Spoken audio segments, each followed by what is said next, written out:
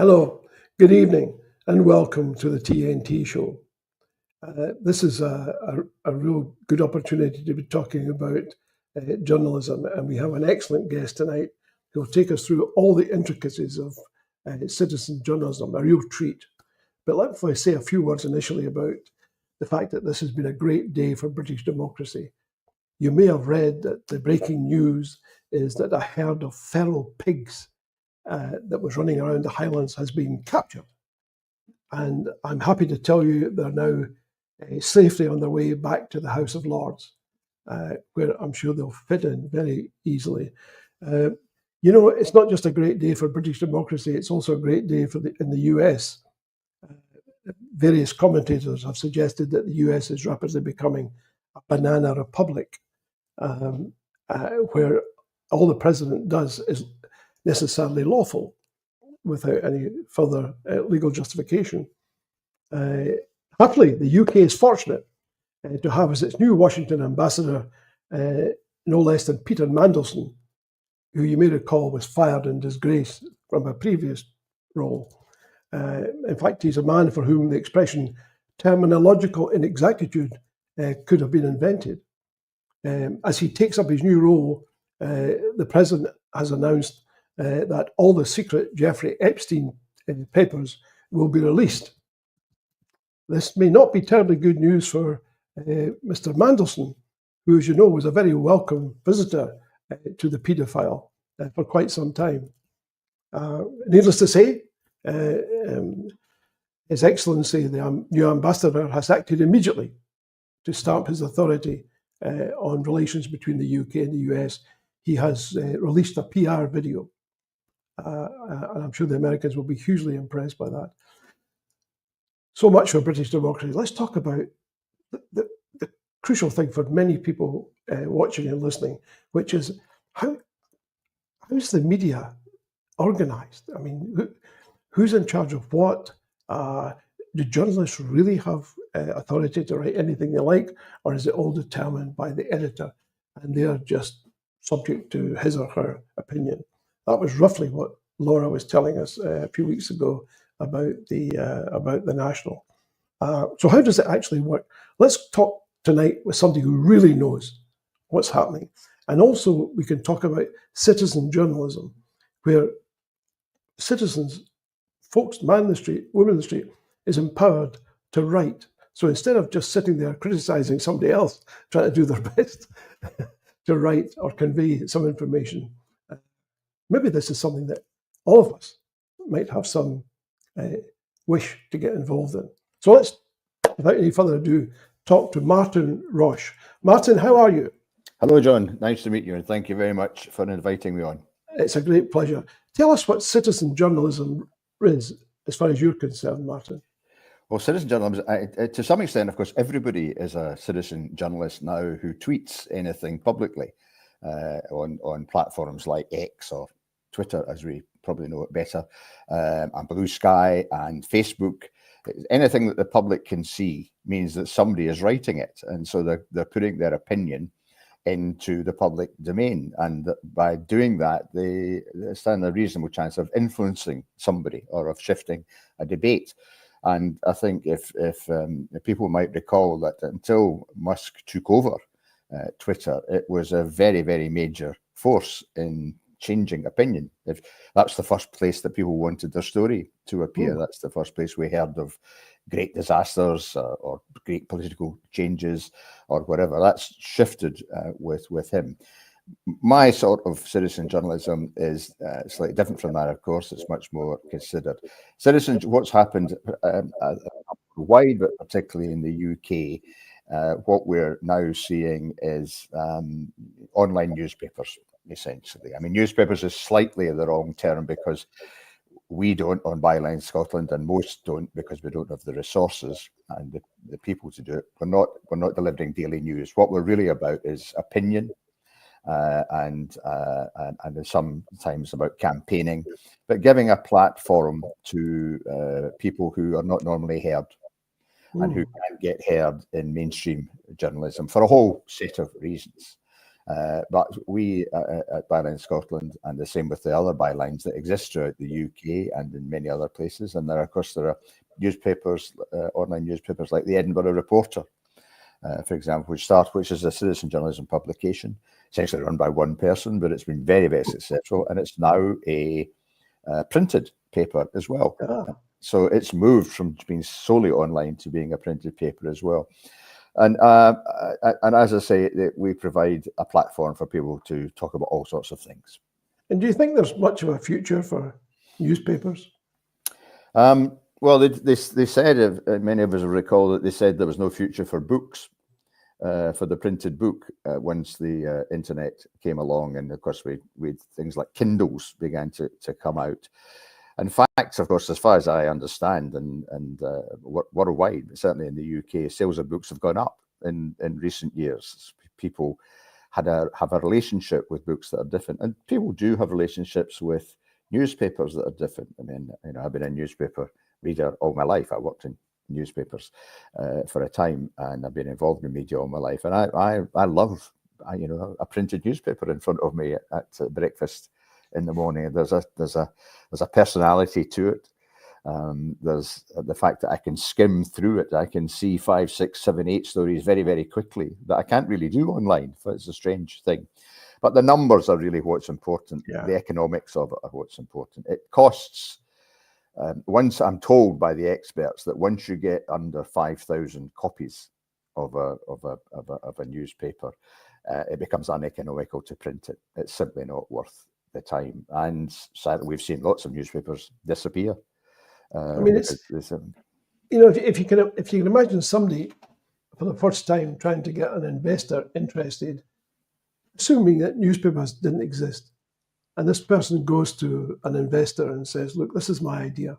I want to cut down lots of trees, and I want to ship them across the world, and then I want to sort of pulp them all up and produce paper, and then I'm going to buy gallons and gallons of ink, and I'm going to spread it all over these bits of paper.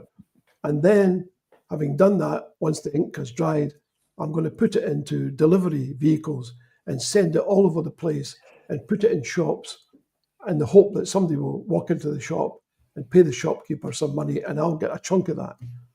The person would probably say, "I think you should go off and lie down for a bit." They probably would say that. They probably would say that. But I think it's important to understand that newspapers, and Britain was almost unique in this. Britain is unlike most countries in the world, that we truly have a national newspapers. I mean, you can buy the Financial Times or the Times or the Telegraph, the Daily Telegraph or the Sun in London, but you can buy it in Stornoway. And we've always had that national coverage, where that's very unusual in most other countries. But newspapers, as we know them, are products of the Industrial Revolution and the arrival of the railway. And before about 1858, something like that, newspapers were quite expensive. The average working person couldn't afford a newspaper. They would cost a shilling maybe to buy a news, some cases more. But a man from Greenock persuaded the politicians of the time that if they, because newspapers had tax on them, that if they took the tax away, the price of newspapers could fall dramatically. Of course, we also were seeing a great rise in literacy across the UK, but they would be able to get the political messages to the ordinary man in the street or the factory. And of course, the politicians loved that idea. So the tax went, and that created a massive boom in newspapers. The first halfpenny newspaper in Britain was the Greenock Telegraph, partly because that man came from Greenock. And so you had this explosion. And really, it wasn't like any other country in the world. Huge numbers of newspapers. When I was a boy, we probably took 5 newspapers into the house on a daily basis, and that was not unusual. But technology moved on, and it's moved on now. And will printed newspapers survive? Who knows? It's anybody's guess. The newspapers themselves, as platforms, digital platforms, some will, without a doubt, survive. Yeah. If you look at the response, the Guardian, for example, is a great worldwide success online, as is the Mail. The Daily Mail online is also two deeply contrasting points of view politically, but both very successful products. The Financial Times, very successful. I don't know the numbers of the main Scottish newspapers, but they're still there, and they're hanging on, and they're still providing a service. They're getting by, but I mean, the same studies suggest that most people under 30 would never even consider buying a newspaper. Yeah. So you have to look at a situation, I expect, where there will be there will still be an audience. There will still be a bunch of folks who like the idea of picking up something tangible. My wife, for example, won't use any electronic book, because she likes to actually hold the book in her hands. Yeah. But again, she and I are of a certain age, and the reality is that our grandchildren wouldn't even consider buying a book, really. I mean, I buy books for them. Well, book sales seem to be holding up across the ages. They're holding up a bit, but again, sometimes it's very specialised. You know, it's a bit like painting. There's one or two painters that are exceptionally popular, and the rest of them are starving in a garret somewhere, just trying to get one painting accepted. A bit like Van Gogh, I think, who only ever sold one painting in his whole life. I think it's also a challenge for television. And the most recent surveys are suggesting that young people are not even watching television news, and so where are they? We know where they're getting the news from. And I think it's difficult for anybody in the mass media business, because the tendency is always to go tabloid wherever you can, because it's cheaper and you can hire people off the street and all that sort of stuff. Cheaper and quicker. That's right. It just seems to me like shooting yourself in the foot, because the less content you have of any quality, the less likely is that people want to look at the material. And it reminds me a bit of the Labour Party moving sharply to the right in order to defeat reform, as if somehow that was a possibility. But it makes life a lot easier for groups like the SNP and others who can say, no, we're to the left, and therefore there's nobody else around. It's just us, really, if you're looking for left-wing politics. But I think so. I mean, a question for you as much as for me and for anybody listening and watching. You've got this prospect. Obviously, reform says it's going to stand for Holyrood. Yeah. It's clearly going to be more attractive in some of the more run-down parts of the country, where people have historically over the past 20 years voted Labour or SNP. We've seen those swings. We saw them in June last year. Now we've got the potential for a three-way split in that vote if the reform vote does hold up. But I think the question for the mainstream unionist press in Scotland is, who do you support? You're not going to support the SNP, we know that.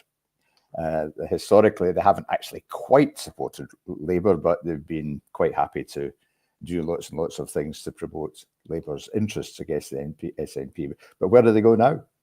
Well, it depends. It will be decided by the owners. It will be. The owners of the main broadcast channel are based in London, and they will take their guidance from the government. And if they don't, they'll soon be out of a job. As far as the newspapers are concerned, their owners will have, I suspect, mostly a right-wing perspective. And if, as likely will be the case, that there's a huge influx of investment into reform from outside the UK, then that will come from people who are associated with these owners. So they'll get a double blessing, if I can use that term, and that they'll get lots of publicity, free publicity.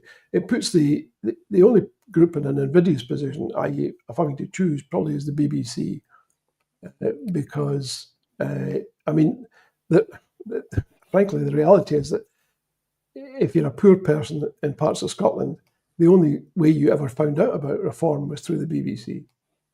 That's right. That's absolutely true. You may have occasionally watched GB News, but the rest of the time you get most of the information about Nigel Farage via the BBC.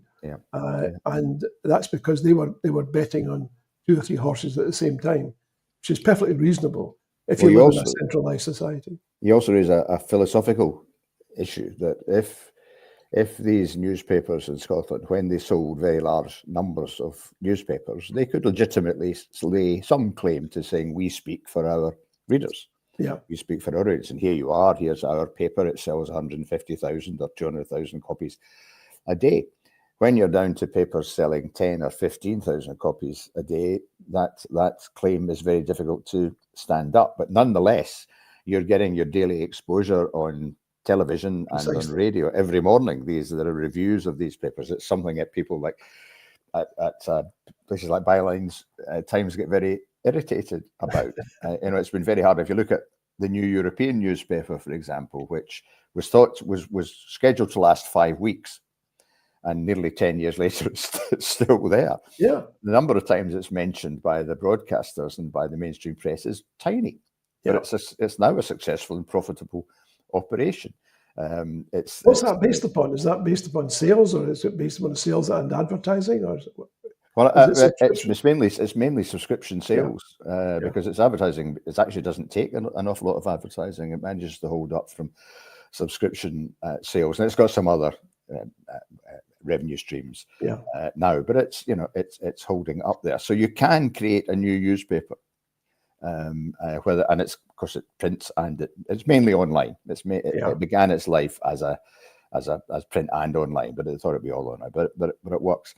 From our side at Bylines Scotland, which is now 2.5 years old, we've built our readership to between about 6,000 and 8,000 people a week. Read. That's very good. Which is fantastic, and its entire content is produced by volunteers. And we make it's free. There is no paywall. Anybody can go in and read the thing and sign up to get the alerts and all the rest of it that are standard parts of them. We are regulated. We're regulated by one of the two media regulators. In our case, it's an outfit called Impress. Very luckily, we get very few complaints. One of the reasons we don't get a lot of complaints is that we have a very, very strict editor-in-chief who, before she retired and did this, was a scientist, was a research scientist, and she's got a fanatical belief in facts. And you've got to be able to verify your facts. And so, apart from the issues of standards of writing and grammar and punctuation and syntax and all those other things, she gets pretty upset if there's anything that she thinks might not be true. And so that's helped us establish a degree of trust with the reader, which is a pretty important part of. And of course, we're non-political. We take no political stance at all. Anybody can write for us. To be honest, I think as a member of the editorial board, we might say we're not having him over there, for the reasons you might imagine. I guess the majority, from what we can read, the majority of the readership is left of centre, independence inclined, but there are plenty who are not. And as I say, we take all sorts of subjects. Tomorrow I did an interview for a little community radio station in Glasgow last week with Nicola Sturgeon, because she's the MSP for the south side of Glasgow. But we've done a deal with the radio station. We're taking the tape. We're going to run the file and run a story on what Nicola has said. We've got the big story today is somebody's writing about the myth busting on free ports. He's an extremely well-versed person on the issues around free ports, of which he says it's not all bad. And so that piece is there. But somebody's challenged him, and we've said to this person, well, that's fine. You can have a right of reply. If you write reasonable stuff, you can come and talk. We've written about fish farms. I do a fair amount of politics, of course, but sometimes we were desperate to have more people writing about the Highlands.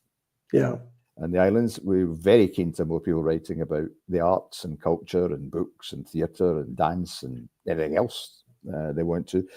And sport, not from a sport reporting point of view, but with the issues around sport. It might be curling, it might be football, whatever people write. And we've got there's a fairly well-established process that people have to go through now. But we invite people, particularly people who always thought, I can write something. I've got something to say. Well, say it. Give us a shout. Tell us what you're thinking about. and write it, and we'll help you. You know, we can sub it and advise you and all the rest of it, and keep you away from the. One of the things we've got to watch, of course, is libel and slander. You know, we're on my publication. We have to make sure that because it's a volunteer outfit, we are personally responsible as individuals, and as a writer. Every writer, and that's the same with if you write a slanderous tweet, you are personally responsible for that, and the person you've theoretically slandered can take action against you. And can take your house away. So you've got to be. I wrote a story which we didn't run at the end about a very large corporation operating in Scotland, who've got very deep pockets and very big lawyers, and we just couldn't risk it. We just couldn't risk it. We said no. Well, there's 5 or 6 people on the editorial board. We could lose everything. So you can be intimidated by some of these things, and it's issues that all citizen journalists have to watch. But it's going very well. That's good. And so you're running a story about Nicola Sturgeon. Is she standing again, do you think? I asked her that very question, and she said she couldn't tell me. But as you'll know, and as I'm sure many of your viewers will know, she has been approved as a candidate by the SNP. Now, read into that what you will. I was talking to a friend about this today from England, and who was very surprised that Nicola Sturgeon was standing again, and she was even more surprised that she'd been approved by the party. I said, "Well, what does that tell you? That tells you that Ms. Sturgeon probably doesn't fear criminal action." I suspect that's the case. You know, I think she feels I'm up for it. You know, and as you know, this is on the south side of Glasgow, particularly where this radio station is in Govan Hill. She's a much loved local person. Yeah, and I'm sure she would win again if she stood here. Particularly if the polling numbers stay as they are for Labour, it'll be pretty. But back a minute to what you were talking about a minute ago. This is also classic territory where Reform will think they can at least make a mark. It's going to be a bit, when it comes right down to it, if you don't have feet on the ground, it's really hard, it seems to me, to sustain. I mean, it's great to get all that free coverage on the BBC. Of course it is. I'm not saying that's not enormously powerful, but there comes a point where you really have to knock on a few doors, and you can't always rely on getting great coverage. I know that looks unlikely now, but who knows how things might change. I mean, if you look down the pike a little bit and ask yourself what's going to happen to the UK once the Trump tariffs start to bite. A lot of the things that we recognise as being everyday and normal around about us are going to rapidly change, not necessarily for the better, because a lot of the present activities, particularly by the government, will prove to be unsustainable, because their whole philosophy is predicated upon something called growth. You can't grow anything if somebody slaps tariffs on you. That's not going to happen. And if the other countries start to reciprocate, i.e. that the Chinese decide they want tariffs and the EU decides that it's going to go down the tariff route, which is what effectively a repeat of the 1930s, then you do end up in a situation where a little isolated state like the UK, stuck on the far end of Europe, is going to become very vulnerable indeed, it seems to me. I think that's absolutely right. What Nicola said yesterday, of course, it's many people are saying it, but when people of that importance say it, people should listen. In that, it's not being in the customs union, not being in the single European market is the biggest barrier to growth in the UK economy, and the UK has been hit by these double whammies. One of its own making, Brexit, and the other one is Donald Trump. And you're a historian, you know that in the run-up to the First World War, for which there were many causes, but one of the principal causes was massive competition between the industrial nations of the world for markets. And they ruthlessly undercut each other and use tariffs and all sorts of weapons, and it upsets people. And at some point, people start to use, and Trump's already doing it, start to use intemperate language. Yeah. And if I don't know if anybody, I think it's a fantastic program. Katja Adler, the BBC's excellent Europe correspondent, has been doing a television program on the Balkans.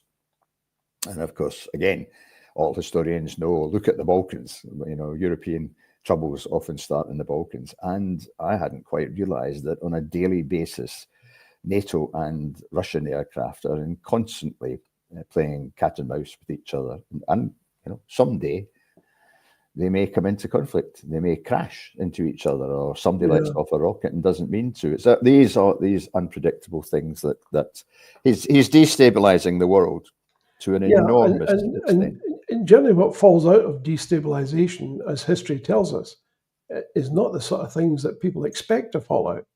It's very unexpected that comes. I mean, there's a school of thought that says people who want constitutional change in the UK might find it not coming from the main centres of that wish, i.e. Scotland and Wales and Ireland, but coming from outside, i.e. that conditions outside become so problematic that the government in Westminster decides to take emergency action, and that produces a counter reaction which leads directly to a dissolution of some kind in a much faster way, quicker way than you would expect through the normal processes that we've come to expect, like referenda, polling and all that sort of stuff. I mean, if there's a period of massive retrenchment, then it will be done to favour the areas where the power is actually based, i.e. round about the southeast, and hang the rest.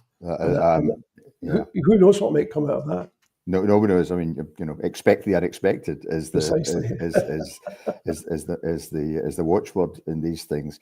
And what we're seeing as a result of Trump, but also a result of Brexit, is that the West has held together for nearly 80 years now. Since 1945, the San Francisco Conference created the United Nations, and it created, and out of that, there were all sorts of other bodies came in, the International Monetary Fund, the World Bank, etc. The EU eventually in the 50s. These are all creatures of the West trying to hold on to the Western way of doing things, and to the standard of living and the peace that we all sought, etc. But it essentially became a Western empire. And with Brexit and with Trump and all the moves he's making now to remodel the world, just seeing the breaking up of that consensus that survived for 80 years. And as we saw with the collapse of Soviet communism, when empires break up, there are all sorts of unpredictable outcomes for it. Nobody thought when the Soviet empire broke up and all these different countries were created, like Ukraine, that there would be a war in Ukraine. Yeah, exactly. They didn't think there'd be, the Georgians would be out on the streets. And look at the other possibilities. I mean, if you look at the world in general, there are roughly 8 billion people, and these people fall into 4 separate areas. There's the sort of China, you've got Asia, you've got India, and you've got the rest. And people talk glibly about the BRICS, Brazil, Russia, India, etc. But the India will be have enormous influence on the way things work from now on. And I never hear Trump talking about India because he doesn't understand. Well, he has today. It has today, but it has today. Apparently, there are stories coming out today that he or his people are starting to have conversations with Modi, because he's a very right wing, strong leader in India, and that may create tensions with the Chinese. Who knows? Well, the reality is you end up with sort of 4 power blocks. If we just split it the 4 ways, it won't be quite like this, I imagine. But I think 3 of the power blocks will have a definite influence, particularly the Chinese and Indian, and how that develops will be hugely interesting. 2 billion people on one side of the Himalayas, 2 billion people on the other side, and all desperate to grow, and all desperate to acknowledge that growth will, some of that growth, a major part of that growth will come from outside. So the last thing they want are tariffs. The last thing they want is restrictions. But then again, the US shouldn't want restrictions. I mean, the situation that occurred during COVID is a classic example of what happens if you mess around with world trade. COVID wasn't tariffs. COVID was a health problem. But what rapidly developed from that was an impact on the enormous traffic across the Pacific from China carrying components into California and the United States. So, for example, cars are not made anymore, they're assembled. And the bits are made in the cheapest place possible, which is China. So if you're making cars in the US, you depend on China. Now, in the past, you used to have warehouses. In other words, what you did was, as a precaution, to make sure if there was any interruption in trade, you had stocked all your stuff in a nearby warehouse and you went and grabbed a whole chunk of it. And then you tried to fix the supply chain problem later. Can't do that anymore because all of it's just in time. Just in time. So you rely upon the Chinese shipping to you ASAP, so you could actually fit these bits into an assembly line and sell your assembled product. If you slap tariffs, I mean, this is so elementary, it doesn't even bear discussion. If you start slapping tariffs on these things, then obviously you increase the price of the motor car. It has to go somewhere.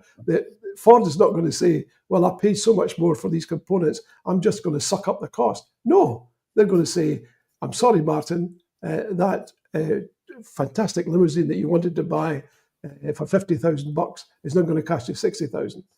Sorry about that, mate. Nothing I can do. It's the Chinese, it's the tariffs. What can I tell you? Yeah. But all of a sudden, you're paying 10%, 15% more for a product compared to what you paid maybe the week before or the month before. I mean, and that's without retaliation. Yeah. That's without somebody saying... It may well backfire on the Americans in a very, very big way. And I mean, I think Trump seems to think that he can recreate the world as it was. Well, you can never do that. He seems to think that he can take from Canada those American car plants that went to Canada because it was so much cheaper and bring them back to the States. Well, the people in the States will still want the sort of money that people in the States earn by definition, therefore. But not only because just in time was a strange, of course, a Japanese idea originally, still taken by everybody now in the world. But the Chinese own the supply chain of everything to make an electric car. The Americans are now dependent on the Chinese because they've tied up the African markets. And there's in Congo, unbelievably for a war zone. All the vital stuff that we need for batteries is almost, some of it almost in the one place. Now, technological change may make that redundant, but the Chinese have got this. No, I mean, free movement of goods is one of the things that was one of the great rewards for the fall of the Soviet Empire. That was the peace dividend, in that we could have free movement of goods in far more countries. And you saw capital move to Asia, whereas countries that were really, second division poverty struck move rapidly up. Poverty in Africa has fallen dramatically over the last 20 years. But the danger is now it gets worse because the Americans have been the biggest single source of Western money into Africa was the Americans have just shut that entire department. Precisely. Which means soft power in Africa is now basically in the hands of the Chinese, with the British and the Europeans sort of desperately trying to hold on to, and the Australians. Well, they're just nibbling at the edges. I mean, nibbling at the edges. There's no way that the Brits can even go remotely close to replacing the amount of aid that the US was providing. And the US, you do bring up a very interesting. I mean, it's all, these are all what if questions. The other side of the coin, of course, is that what happens if and when Putin falls? Could we get a worse leader in in Russia, or a better leader in Russia? We don't know. What happens in China? I think Putin or his coterie will probably continue for quite some time to come. I think the difficulty that comes because of the US has lost its because of the US aid cuts and losing its influence in particularly Central Africa, but not just there, also in South America and other parts of Latin America. the Chinese will just move in. I mean, they'll move in big time because they'll say, look, we told you these guys weren't reliable. We were right. Why don't you and the rest of the guys come across to Beijing? We'll have a chat, we'll have a cup of tea, and I can almost guarantee you'll get a whole chunk of investment. And we'll build a few hydroelectric systems for you, all sorts of stuff like that. Always the blandishments. There's they all lots of come with that. a price The tag. big, the central issue, particularly for for something at Bylines Scotland and all of this, is how does all this affect the man and the woman on the Falkirk omnibus? And I think it's got a fascinating number of issues, particularly for the independence movement. As the world becomes more unstable, will the Scottish voter prefer what they think is the stability of the Union, or will they think, well, the English polity is moving further and further to the right, and particularly if Starmer gets into bed with Trump, the Scottish voter will have a series of questions in their mind about where they go from there. The other possibility, of course, is that they say, simply from their economic self-interest, is, yeah, that's where we want to be. But the other side of that also is if NATO does begin to crumble, and that nuclear shield that was, which I have great doubts about, but that nuclear shield that was held up will disappear, and therefore our relations will have to be with Europe. So the voter is going to be international, for most of our lifetime, John. On the whole, in British domestic elections, international relations really hasn't bothered us very much at all. We've had a few instances. The crisis in the Suez Canal in 1956 was a big electoral issue. Brexit was a big electoral issue in the last few elections, but that's essentially not the case now. But we didn't really bother very much about the world. We hadn't really bothered very much about the world since winning the Second World War. Now we have to. Now every man is asking I think that's questions. going to be the big. I think that's going to be the likelihood is it'll be an enormous catalyst for change. I think the cosy consensus in the UK is probably reaching its end because the political parties have finally understood that there's enormous value in abusing the Constitution such as it is. I mean, effectively, the UK is an elective dictatorship. I mean, that was what Hailsham said way back then. And it's just as true now as it was then. It's even more true because what I think Johnson did was to completely junk that cosy consensus of Buggin's turn. In other words, I don't have to behave well, was Johnson's view, because I'm not concerned about becoming the Prime Minister one after next, after the other lot take over and fail. So I think the Scottish public have looked at a succession of failures, and eventually, I suspect the underscoring of those failures will be much greater in future.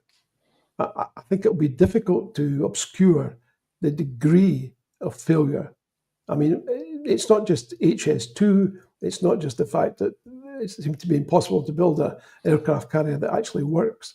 It's just the fact that it's put into sharper relief. And I think when that happens, people move towards some sort of decision about their futures. Now, I agree with you. It can either go one way or the other. It can either go towards it's a frightening place. We ought to bind ourselves ever closer to the only power source available to us since Brexit. Or it could go entirely the other way, which is to say,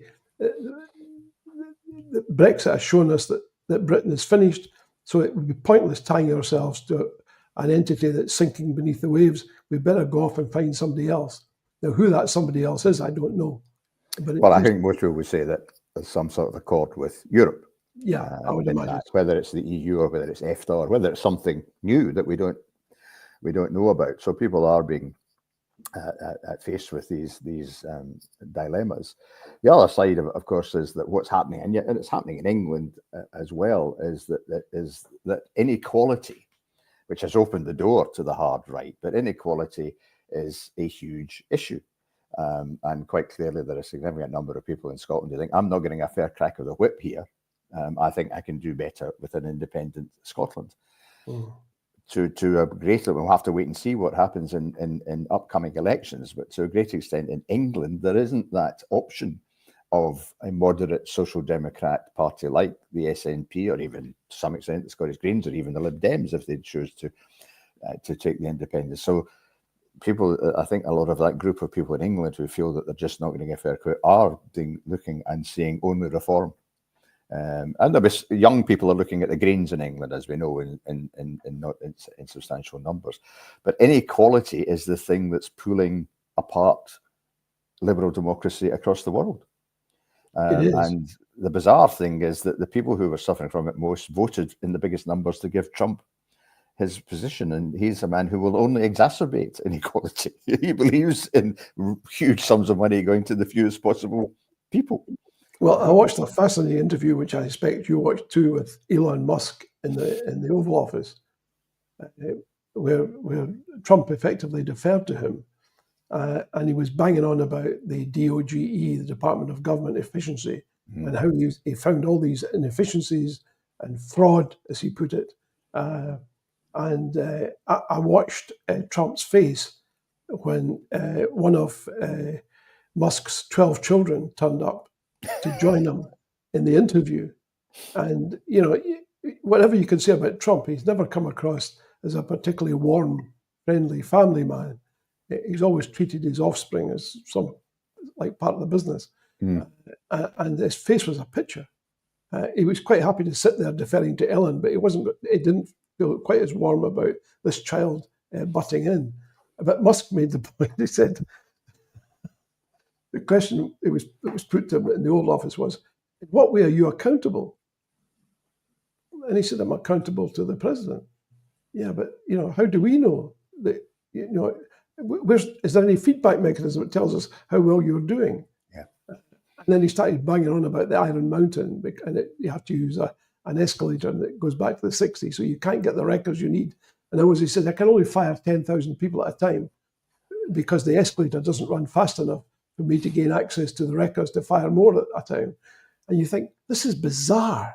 So he's been in the job since the 20th of January, and he's discovered all this massive fraud. If only Police Scotland had had Elon Musk to investigate Operation Branch for him, we could have had it tied up in a half an hour. It'd been all over by now. Elon would have said, I mean, I suspect, I didn't see the interview, I saw the pictures. I suspect he could offer no evidence, of course, for any of these frauds. Most of what Trump and Musk do is evidence-free. And I'll give you an example. Musk was asked live. The question was, you told us, you stood at a podium recently, you told us that one of the inefficiencies was that the American taxpayer was paying $50 million for condoms to go to Gaza, which is a war zone. If people are at war and there's conflict, how come they have a use for $50 million worth of condoms? And as they pointed out to him, the Gaza being referred to by US aid is not Palestine, but in fact is a part of Mozambique, and it's part of a way of addressing AIDS. And they said to him, so you got that completely wrong. And he said, listen to this, he said, yes, of course I make mistakes. And I thought, hold on a second, you just told us that you didn't make mistakes. No, well, you know, he probably needs to go for a refreshing swim in the Gulf of America. I think he really needs to do that. But I mean, we're seeing madness. I mean, we are seeing madness, and it's quite hard to get to grips with it. That here is a man who is wholly irrational, and who will say the first thing that comes into his head, who gets an idea, and sometimes he's like, he just won't let the idea go. I mean, and now he's in power for his second term. I mean, in his last term, if he'd come up with the idea that he would turn the Gaza into a new Dubai, it could have been quietly shelved. But now he's almost obliged to try and go through with it. And it's quite frightening the way that he's really just playing a real estate game with the lives of millions of people. Yeah. And these are among the poorest people on earth. the people who've been disadvantaged and screwed over for 70 years by the West. I suspect like a bit like you, post-war children, you grew up with enormous sympathy for the Jewish people. You wanted Israel to be a success, but you didn't think that that Israel's success would be on the back of somebody else's massive enforced failure. Yeah. Which is, and it's reached its conclusion over the last 18 months with the bombings, which are just unbelievable. And the fact that good for the Irish, good for the Canadians, good for the South Africans, condemning it, but then the lack of condemnation from the British political class is horrific. It really is unforgivable and doesn't augur well for the road that we're about to go down in international relations. I think that's the issue. I think we've seen some horrendous pictures, and the reality too is that the people who will be making the decisions in India and China will be motivated by different issues, different concerns, and we don't know what those are. We literally don't know. I mean, if Trump is cozying up to the Indian authorities, I suspect he doesn't really understand what he's getting into. There's a devil's brew there as far as the West is concerned. There's a lot of history in India and in China about the very bad behavior they experienced from the West. Mm-hmm. And people say, well, that was all some time ago. But I'm always reminded of, I think it was General de Gaulle who was chatting with the Chinese foreign minister. And he said to him, so what do you think of the French Revolution? To which the minister replied, well, it's too soon to tell. Too soon to tell. And, and that's a Chinese perspective on history, which the West does not share. So they remember the Boxer Rebellion. They remember that heroin was forced upon their people for decade after decade by the British and others. This is deeply embedded. And we're talking about repatriation for slavery in the Caribbean. These people have, if anything, even greater issues that they would like to, I suspect, raise at some stage, either discreetly or indiscreetly. Who knows how they're going to raise them? But they'll be looking for compensation of some kind. And even if they didn't, the fact that Britain has very few friends in those areas is a major concern. It always struck me as a disgrace that, and this was mainly, I have to say, on the Conservative side, Labour politicians were slightly better, the enormous total ignorance of Conservative politicians about the history of Ireland. Oh yeah, and the idea that with the Brexit thing, that they were told. They were told by John Major, they were told by Tony Blair, they were told by many other people. This will have a huge impact on Northern Ireland. You could reignite these huge divisions in Northern. They had no interest. They had no interest at all. They just simply refused to countenance. It's the same way in Scotland. They had absolutely no interest that Scotland had voted nearly 62%, nearly 66%, nearly two-thirds against something. There was no compulsion, no idea. And the other thing that's happened, because I lived in the southeast, in London in the southeast for 35 years, and the number of times I was asked by my colleagues in advertising and public relations in the newspaper world about Scotland, I could count on one hand. Mm. It's not that they're anti-Scottish at all. They're not at all anti-Scottish. But they're immersed in a world that it looks after people quite well. Salaries, wages are good, conditions are good, where opportunities are there for success in whichever field of life you want to be in. And the Southeast is an economy all on its own, and it's almost a country all on its own. And if you're Keir Starmer or Rachel Reeves, you've almost certainly, if you might have been to state school, you've been to Oxford. And that whole nexus of, particularly of the public schools and Oxbridge and Whitehall and the city and the law, all comes together in this little village called London. And of course, like all villages, if they've got the power, they'll look after their own interests. And it's not malign. They don't want to do anything bad to Scotland. I say most people have Scottish relations or have been to university here, or sometimes you hear people who say, "Oh, my uncle hunts," that sort of thing. But it's not that they're anti-Scottish. They're not. And anybody who believes that is an idiot. And of course, London's a great marketplace. Scotland should make as much of as it can.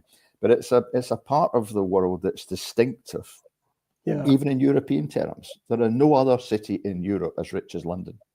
Or as, in some ways, or as immoral. I mean, if you've got money to launder, you don't go to Brussels, Madrid, or Paris, or Berlin, or Frankfurt. Really, if you want the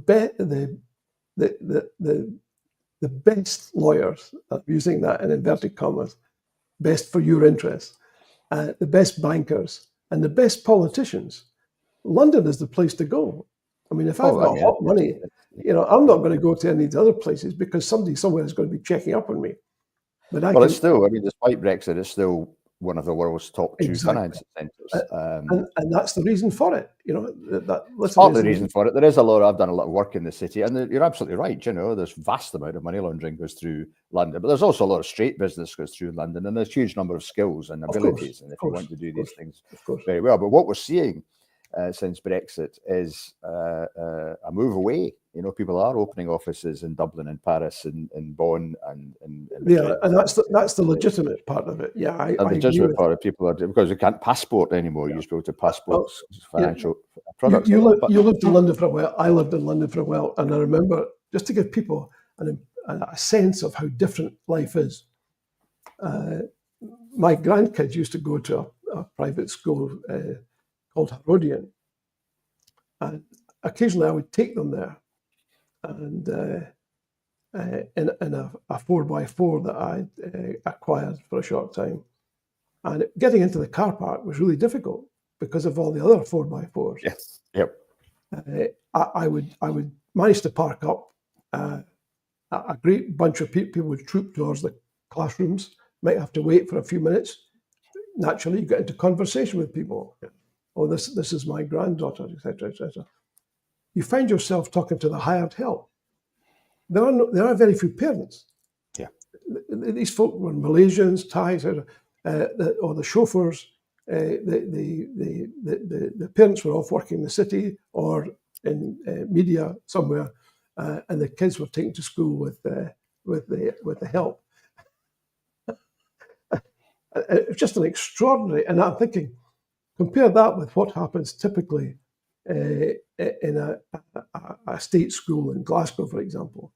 How many people turn up there in 4x4s and have trouble parking? And the parents are busy, still at home somewhere doing something else, and the hired help is taking their kids to school. I think the other thing that happened, John's, so I lived there for 15 years and moved out into the country in 2000, 2001. And the big change that's happened in those 20 years, I mean, central London, Belgravia, all these, but always hugely wealthy. But what's happened in those last 25 years is vast wealth has come into London. Yeah. And of course now, when I say ordinary people, these are people on good salaries, can't afford, if you're just coming into London for the first time, you can't afford to live in London. You're going to be an hour and a half on a train.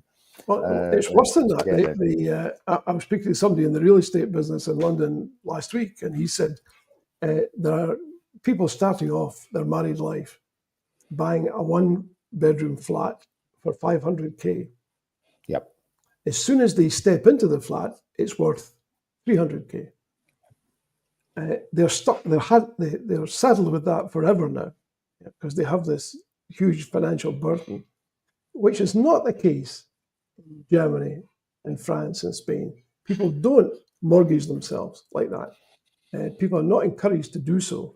It's great for financial services, heavens above. It's fantastic because you're guaranteed this ready market and you're going to make lots of money. But somebody told me recently that only 10 or 20%, or that perhaps less than 10% of people in Switzerland own their own homes. Mm. And it has the greatest number of millionaires in Europe. Mm. But they have tenure. I mean, one of the things that's changed, Paris, for example, they've changed these tenure rules. But Paris used to be the same people used to rent for life. Yeah. But these rules have been changed. I don't know why in the past 10 years. And people who've lived in Paris all their lives and could afford to live in Paris can't afford to live there anymore. And of course, you're seeing housing crisis in Ireland as well. Ireland's got a boom economy. Why is there a housing crisis in Ireland? Basically because property is so expensive and you're not building enough of it. And we all know these things, that, you know, one of the great disasters was selling council houses. And the other side of that was also encouraging the middle classes to buy second homes as pensions. Yeah.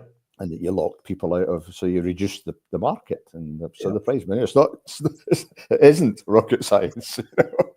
But you know, it's that old thing about the law of unintended consequences, that politicians do things and they really haven't. Either they've been told and they've decided to ignore it, or it's simply been allowed to happen.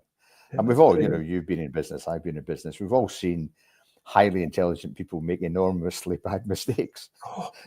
You know? Repeatedly, particularly in financial services. My word, the number of absolute horrible mistakes I've seen over. Well, I don't know. In fact, we're about to see a reprise of that with the talk of another runway at Heathrow. That's an old chestnut that comes up, but with the election of every new government, the lobbyist managed to get the ear of the minister, who says, yeah, this is a great idea, even though 2 minutes before he was elected, he said it was a lousy idea. And it will die a death, but only after another public inquiry costing millions, I suspect. Well, there's a big shift in regulation. I had a piece in the Herald yesterday about this. There's a big shift in regulation, and we should all be watching out for this because, you know, they're talking about liberating financial services again. Well, you know, in 2008, we saw what happened. Yeah, and we all lost huge sums of money. Ninja. We had Ninja. We're about to have a Ninja economy. No income, no job, no assets, but this is yours. Crazy. Yeah. Well, look, Martin, we've covered a lot of ground. We've only got a couple of 3 minutes left. Are there any particular points that you would like to discuss with our audience tonight before we close? Well, I think just to say that, you know, Bylines Scotland is here. We'd love you as readers. We tend to publish a new story every day. Sometimes we let that story run for 2 days in order to give people time to run it. As I say, it covers all sorts of different subjects, all sorts of different views. We're very keen to have new people write for us. You know, just write to editor at bylines.scot and tell the editor your plans. We have no money, so if anybody, I know you've got no money either, and you want people to give you money, but if we had a little bit of money, we might be able to give some vitally people honorarium to help them, but also allow us to advertise a bit and increase our numbers. So, you know, if you've got something to say, get in touch, and we'd be delighted. And it doesn't matter what you've got to say, you know, as long as you stick with the rules. And the rules aren't very onerous. If you've got an honest point of view, we're a place to put it. So when they write to the editor, are they writing to you, Martin? No, they're not. I'm not the editor. They're writing to our editor-in-chief, who's a doctor of science, who was at Glasgow University for many years. And as I say, editor at bylines.scot. And she'll come back. She'll reply to everybody. She replies to everybody who gets in touch. And you just say, you know, I'm Abdullah, or I'm Mary, and this is what I'm interested in writing about. And she'll say, "Yep, great, fine. You know, let's go." And do listen to the Glad radio recording that will be on the Bylines network from about tomorrow afternoon. I'll be on Nicola Sturgeon, bylines.scot. We also do interviews with people who have a radio arm, run by Ronnie Barber, the Sage of Mauchline, as we call him. And we have various interviews. I just interviewed last week, that's coming up, an interview with a Labour councillor in Inverness. We've had people on talking about renewable energy. I interviewed a scientist from Paris about nuclear energy. He's a world expert in nuclear energy, and he's against it. So, but you know, we're quite happy to hear from people who've got a good case to make for nuclear energy. Well, I'd love to hear it. Yeah. Well, they're on the site. They can be found. They're there on YouTube. So, yeah, we think. We hope that we're part of a Scottish discussion that people put these, and of course we are now being listened to in the States, in Brazil, in France. We've got writers now from the States and from Spain who are writing about international issues, and the writers in America are writing about Trump. That's excellent. That's going to be even more important as we go through this Trump era. Yeah. Martin, thank you very much. It's been really great, very interesting. Hopefully you can come back some stage in the future and we can chat some more. More power to your pen or your laptop or your keyboard, whatever is appropriate these days. And a big thank you to you, and a big thank you to everyone watching and listening tonight. Thanks so much for your questions. The great thing is that Martin anticipated almost all of them, which is fantastic.